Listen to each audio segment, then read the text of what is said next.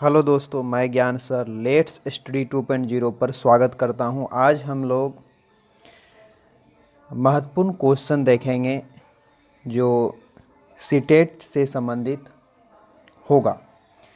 मानव शरीर में सबसे लंबी हड्डी का नाम क्या है? मानव शरीर में सबसे लंबी हड्डी का नाम क्या है? तो मानव शरीर में सबसे लंबी हड्डी का नाम फीमर है, जो जांघ में पाया जाता है। अगला क्वेश्चन है, मानव शरीर में सबसे लंबी हड्डी का नाम क्या है? तो वो फीमर है, जो कहाँ पाया जाता है? जांघ में पाया जाता है। नेक्स्ट क्वेश्चन है, शरीर में सबसे छोटी हड्डी का नाम क्या है? तो हमारी शरीर में सबसे छोटी हड्डी जो स्टेप्स होती है और वो कान में पाई जाती है। जो कान है हम लोग का, जो ईयर है, उसमें हड्डियों की संख्या 6 होती है। तो पहला क्वेश्चन था, जो मानव शरीर में सबसे बड़ी हड्डी का नाम क्या है? तो मानव शरीर में सबसे बड़ी हड्डी फीमर है, जो जांघ में पाया जाता है, और सबसे छोटी हड्डी स्टेप्स, जो कान में पाई जाती है। तो सबसे छोटी हड्डी कौन होती है? तो बताइए आप लोग। स्टेप्स होती है, जो कान में पाई जाती है। अगला क्वेश्चन है, नेक्स्ट क्वेश्चन है, शरीर में सबसे मजबूत हड्डी का नाम क्या है? तो सबसे पहले, शरीर में सबसे मजबूत हड्डी जो है वो जबड़े की हड्डी होती है। शरीर में सबसे मजबूत हड्डी जबड़े की हड्डी होती है, जिसका नाम है मंडीबल, जो जबड़े में पाई जाती है। हाँ, ध्यान रखना है, मंडीबल।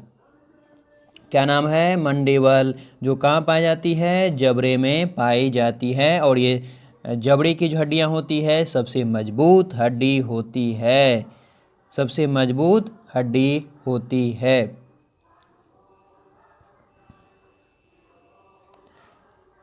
आगे बढ़ेंगे। हाँ, नेक्स्ट है, जन्म के समय नवजात शिशु की त्वचा का रंग कैसा होता है? जन्म के समय नवजात शिशु की जो त्वचा है उसका रंग कैसा होता है? तो हल्की गुलाबी होती है। क्या होती है? हल्की गुलाबी होती है। 15 दिन के बाद त्वचा अस्थायी रंग प्राप्त करने लगता है। जो जन्म के समय नवजात शिशु का त्वचा का रंग हल्की गुलाबी होती है, और उस जन्म के 15 दिन के बाद त्वचा हल्की हल्की क्या होने लगती है? अपनी अस्थायी रंग को प्राप्त करने लगती है, अपने अस्थायी रंग को प्राप्त करने लगती है। तो जन्म के समय नवजात शिशु का त्वचा का रंग हल्की गुलाबी होती है, और 15 दिन के बाद वह अस्थायी रंग प्राप्त करने लगती है। अगला क्वेश्चन है, नवजात शिशु कितने घंटे सोता है? बहुत इम्पोर्टेंट क्वेश्चन है। नवजात शिशु कितने घंटा सोता है? तो 18 से 20 घंटा सोता है। आप देखे होंगे, जो नवजात शिशु होते हैं वो 18 से 20 घंटा सोता है, और प्रत्येक 2 घंटा पर वह जागते रहता है, क्योंकि प्रत्येक 2 घंटा पे वो जाग कर अपनी मांसपेशियों को चलाता है। आगे बढ़ेंगे। थोड़ा सा इसको हम लोग सही कर लेते हैं।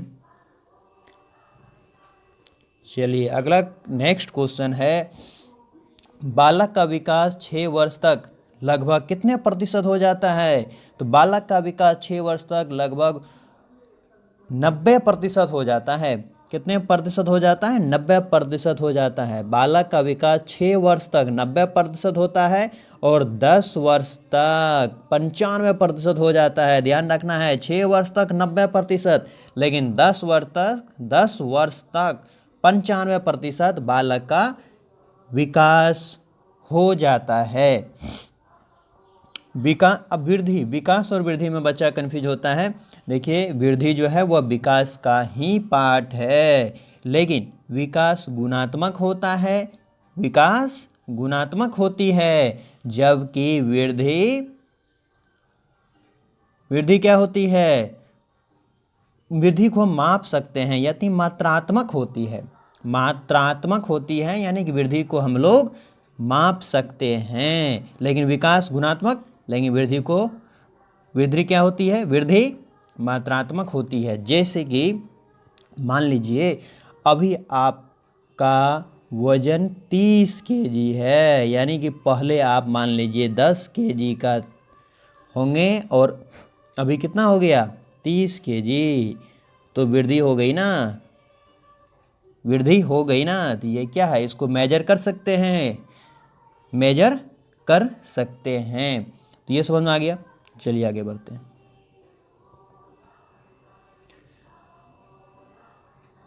अगला क्वेश्चन है मेरा 8 नंबर। बाल्य अवस्था में बालक की हड्डी कितनी होती है? बाल्य अवस्था में कितने बार ये क्वेश्चन पूछा गया है? बाल्य अवस्था में बालक की हड्डी कितनी होती है? तो आप याद रखो 270 से 270 से 270 से 350 तक होती है। 270 से 350 तक होती है। बाल अवस्था में बालक की हड्डियों की संख्या कितनी होती है? तो 270 से 350 होती है। और एक चीज़ और ध्यान रखना है, जो वयस्क होता है उसमें जो हड्डी की संख्या होती है वो 206 होता है। 206 होता है। नेक्स्ट बढ़ते हैं। नेक्स्ट क्वेश्चन है मेरा निःशुल्क एवं बाल शिक्षा का अधिकार एवं अधिनियम 2009 का विस्तार किस राज्य में नहीं हुआ है? तो वो राज्य, अब देखो भाई इसमें संशोधन करने की बात है। अब जम्मू कश्मीर राज्य नहीं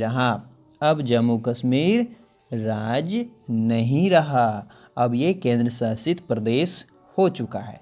तो निःशुल्क एवं बाल विकास शिक्षा का अधिकार अधिनियम 2009 का विस्तार किस केंद्र शासित प्रदेश में नहीं हुआ है? तो वो है जम्मू कश्मीर। क्या है? जम्मू एंड कश्मीर है।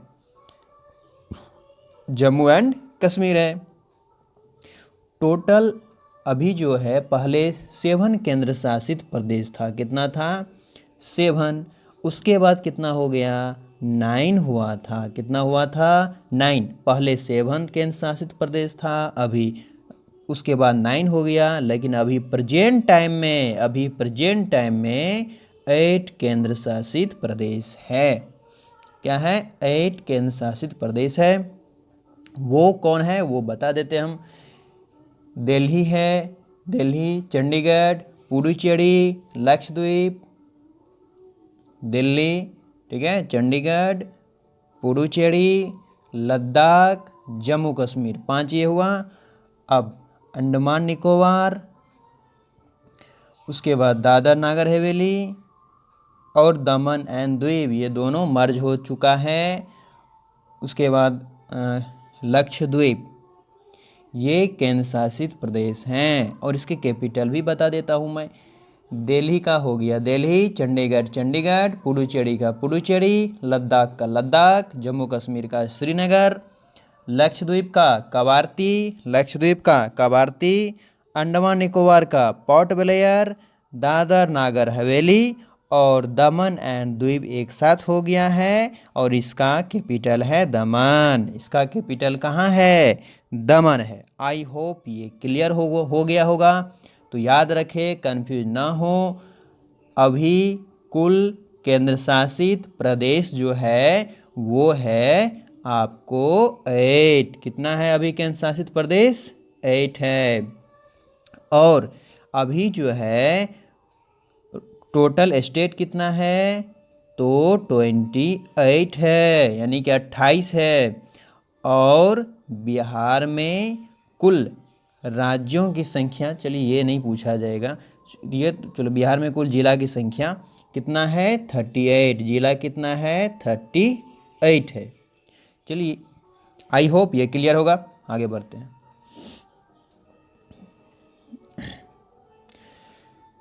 शिक्षा का अधिकार 2009 के तहत निजी विद्यालय को कितने प्रतिशत सीट आरक्षित करना अनिवार्य है? बहुत ज़्यादा इम्पोर्टेंट क्वेश्चन। शिक्षा का अधिकार 2009 के तहत निजी विद्यालय को कितने प्रतिशत सीट आरक्षित करना अनिवार्य है? ये है 25%। कितना है? 25%। कोई भी जो निजी स्कूल है उसको 25% जो सीटें हैं वो क्या करना पड़ेगा, वो रखना पड़ेगा, सीट आरक्षित रखना अनिवार्य है। मान लीजिए कोई गरीब तबके के छात्र हैं, वो पढ़ सके और उसका सारा खर्च उठाएंगे बिहार सरकार। कौन उठाएंगे? राज्य सरकार उठाएंगे। तो कितना आरक्षित सीट है भाई? 25% है, याद रखे 25%। नेक्स्ट है 25 से कम बुद्धि वाले बालक क्या कहलाते हैं? तो वो रूट जर कहलाते हैं। क्या कहलाते हैं? जर कहलाते हैं। आगे बढ़ेंगे। यौन यदि समस्त जीवन का नहीं हो तो किशोरावस्था का अवश्य ही मूल तत्व है, यह किसने कहा? यौन यदि समस्त जीवन का नहीं तो किशोरावस्था का अवश्य ही मूल तत्व है, यह किसने कहा था? तो रॉस ने कहा था। वैज्ञानिक थे, रॉस के द्वारा ये स्टेटमेंट कहा गया।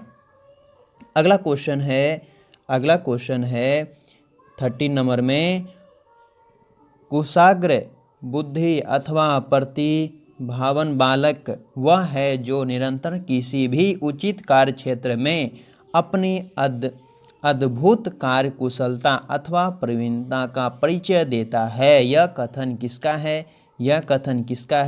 यह कथन है हेविंगस्टड का। किसका है? हेविंगस्टड का है।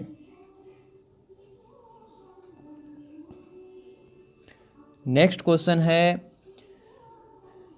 पिछड़ा बालक वह है जो अपने अध्ययन के मध्यकाल में अपनी कक्षा का कार्य जो उसकी आयु के अनुसार एक कक्षा नीचे का है करने में असमर्थ रहता है। यह कथन किसका है? तो यह कथन है सिरिल बट का। सिरिल बट का है। आगे बढ़ते हैं। 15 समस्यात्मक बालक उन बालकों के लिए प्रयोग किया जाता है जिनका व्यवहार अथवा व्यक्तित्व किसी बात में गंभीर रूप से असामान्य होता है। यह कथन किस मनोवैज्ञानिक का है? तो यह कथन है वैलेंटाइन का। याद रखें, वैलेंटाइन का कथन है। वैलेंटाइन का ये कथन है।